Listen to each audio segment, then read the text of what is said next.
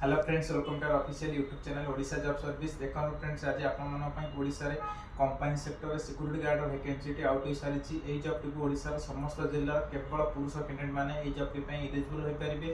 एसत आपर शिक्षागत योग्यता जदि आप मिनिमम 10 पास कि 10 फेल होते तेज आपने जॉब टी एलिजिबल हो पारे।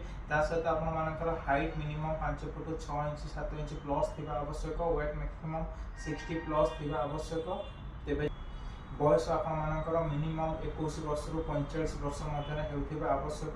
सहित आपर ड्यूटी टाइम आपर प्रत्येक दिन 12 घंटा ड्यूटी करा पड़ो। सहित आपर पोस्टिंग लोकेशन रायगढ़ जिले में सिक्यूरिटी गार्ड भाव में प्लांट रे आपर पोस्टिंग रहिबो।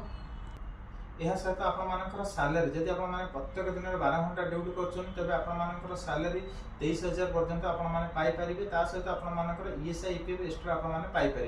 ये सहित कंपनी तरफ सिलेक्शन होता कैंडिडेट मानी रही फ्री ऑफ कॉस्ट घर और खावाई कैंटीन सुविधा सहित आपर आवश्यक document matric pass certificate Aadhaar card bank passbook PVR copy photo 5 copy हेले आपने सीधा सड़क official address Rasulpur Bhubaneswar Indian petrol pump पाखापाखि ऑफिस रे आपने कांटेक्ट कर पारे। जदि किसी अधिक आपने जॉब विषय जानवा चाहते तेज दिखाई ऑफिशियली कांटेक्ट नंबर कांटेक्ट कर शीघ्र आसी आवेदन कर जॉइन कर पारे।